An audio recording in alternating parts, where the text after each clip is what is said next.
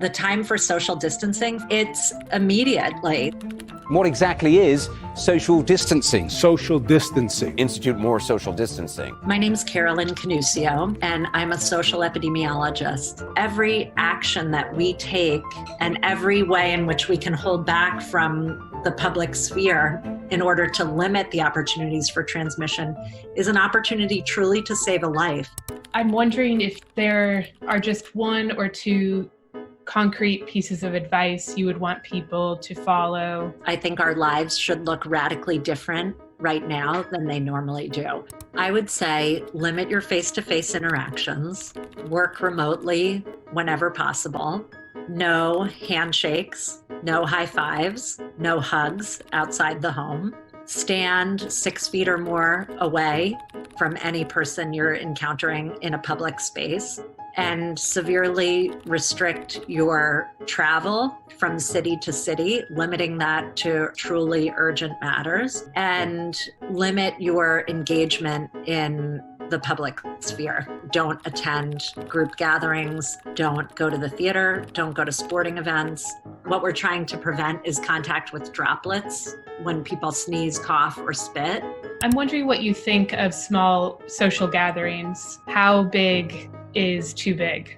You will get different answers from different people about this, and I tend to be more conservative. One of my sons said to me, "Mom, if we're quarantined, at least we can still have dinner parties, right?" And I said, "No, Gabriel, that's the antithesis of what quarantine is about.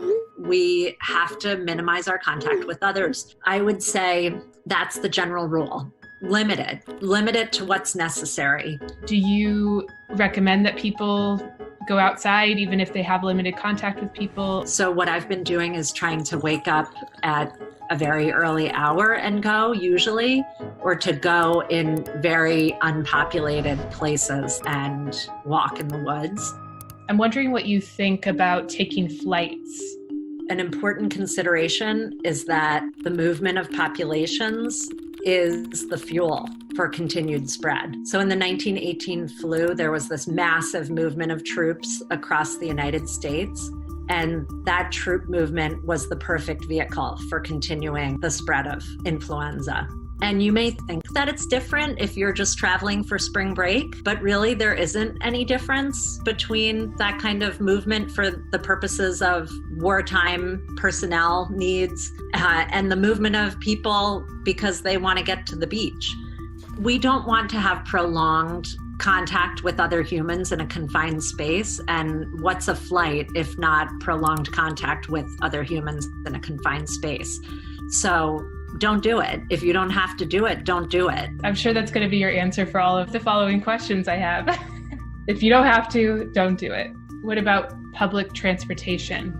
So many people are dependent upon public transit to get to work. There might be some risk reduction practices people could adopt, such as trying to ride at off-peak times. If you are able to walk or ride your bike, do that. It probably is safer from an infection perspective to drive one's own car rather than to use public transit, but every public health person hates saying that.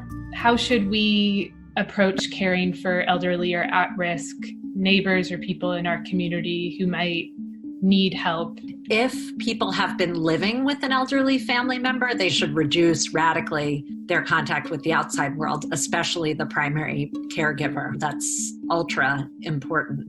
For elders who are able to take care of their own activities of daily living, like my mom lives independently, she's taking the CDC advice very seriously to stay at home. And we also make a point to call her multiple times throughout the day. My daughter in the evening will read a story to my mom. My mom will read a story to her. We play games together over Google Hangouts. We really want to have ways to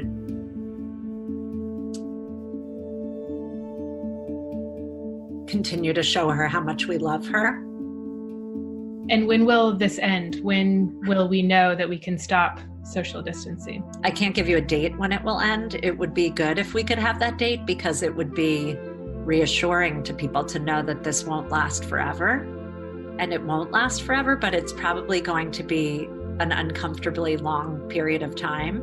Is there a happy medium between extreme social isolation and just keeping a healthy distance from people? So this will be a very hard time for many people. And I would say that the happy medium is to try to think creatively about ways to engage socially without physically being present. Call more often, FaceTime more often, let your elders hear the voices of their grandchildren over the phone. Give to food banks, give to homeless outreach organizations. If you're able to be generous, now is the time to be generous. And be generous not just with our material gifts, but also truly believe deep in your heart that by stepping out of the social realm right now, you are doing one of the greatest services you can do to the public's health.